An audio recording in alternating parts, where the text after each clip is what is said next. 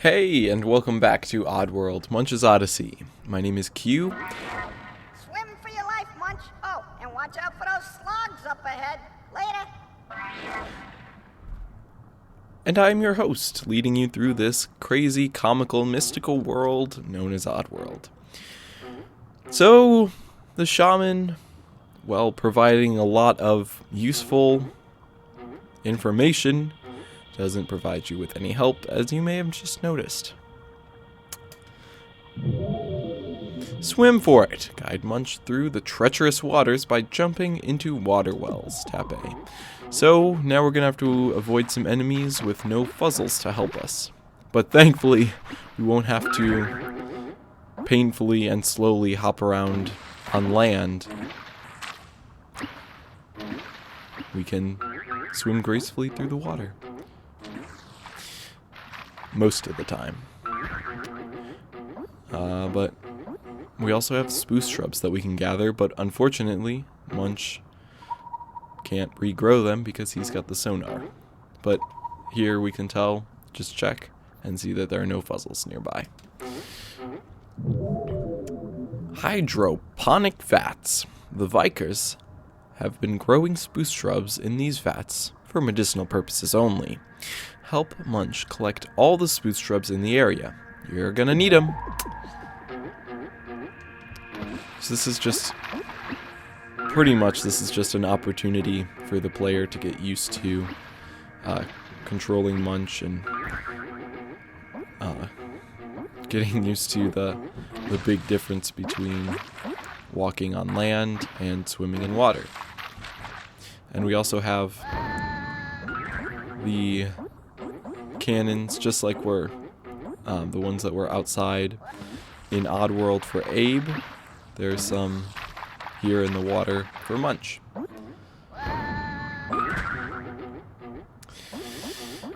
And thankfully this level is a little bit brighter too, a bit easier to see things.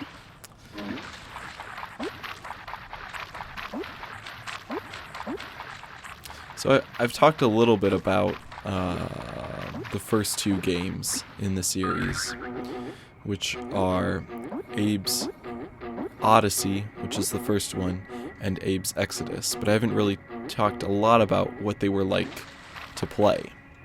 Now, I haven't played them myself, but I have looked up the gameplay and oh dear, gotta watch out for the slogs. I'll try and get spooce shrubs here. Thankfully, they cannot swim, so Munch can just hop into the water. And I like the intense music too when you're in Risk. Run, run, run, run, run. His jump, well, goofy on land, is very graceful if you're jumping into water. But anyway, back to Abe's Oddysee and Abe's Exodus.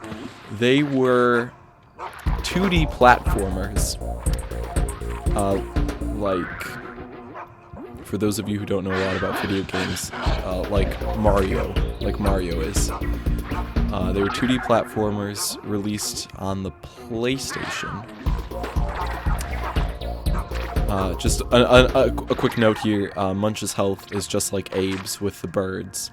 So you don't have like an exact health meter, but you can tell when he's getting low by counting birds.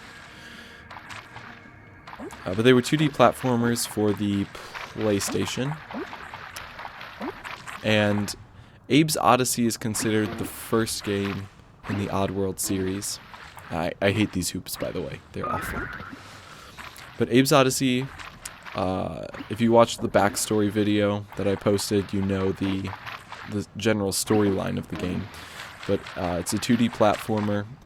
It's considered the first game in the Oddworld series.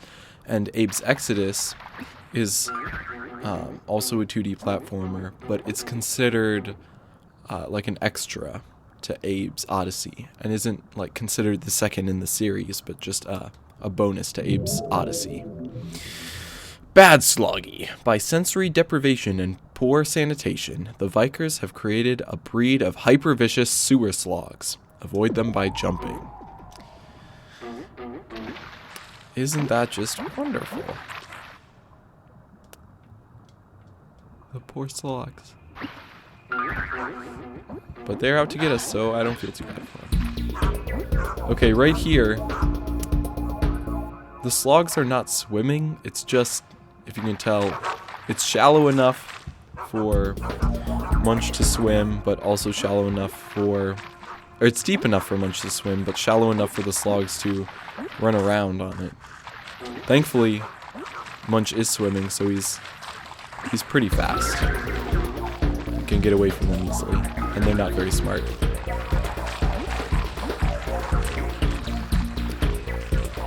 They're not... the way that Munch and Abe get health back is through vending machines, of course. I mean, what else? So, there are not a lot throughout the game, so it's very crucial to preserve as much health as you can, because you never know when the next vending machine will be, or even if there will be one in the level. So, anyway, yes, and so Munch's Oddysee is considered the second game in the series, and it was released on the Xbox, which is what I'm playing it on. It was released in 2001, and then in 2008, it became, I believe, it became available on the PC, and there were HD remakes and such and such, but I like to keep it old school on the Xbox. Spooce lock. To open this gate, Munch needs spooce. Stand next to the lock and tap A. Yes, if Munch doesn't have enough spooce, he's out of here. If Munch has enough spooce, he's out of here. If not, better get most spooce shrubs. This game doesn't... I love the language and the wording of everything. It makes it seem just more casual, and, you know, it's not like you're getting a tutorial. It's like ridiculousness, crazy, awesome. But that brings us to the end of the hydroponic vats, I think. I don't know. I can't remember. We'll see what comes next. Oh, the fluoride tanks. So there's more swimming around and gathering of spooce shrubs, and there's enough time to start getting into that now. So we will, and have another talking to by the shaman. Oh, nope, I lied. There's usually one in the beginning, but I can never remember. Fluoride testing area. The Vikers are conducting top-secret fluoride experiments in the sewer. Avoid the water mines and remember to use the D-pad to look around. So now we have more fun stuff. Water mines. And they're very big and spiky, and if you touch a spike, it blows up. And it does not kill Munch instantly, but it does do a lot of damage. I think you can get hit. It's 2 or 3 times. I can't remember, but I'm not going to test it out because I'd rather not die, and I'll probably find out before too long. Oh, what a lovely waterfall!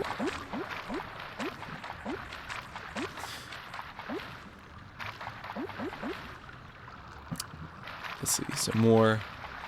Explosives! More cannons, which thankfully launch us out of the water and away from the mines for a little.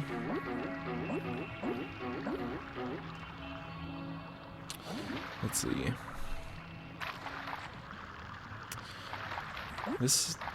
We're just about out of time for this episode. I suppose this is a good play. Nah, I'll free these fuzzles, and I know there's an intern or 2 over there. So for these fuzzles, take out the interns and end this episode. Can't see. Alright. Puzzle. Alright, fuzzles. It's time to get into action. Okay, now good tactic here, if I can do it, is this. Oh! Okay, I forgot about that. So, it's a good tactic if you're careful. which is zapping the interns into the water, and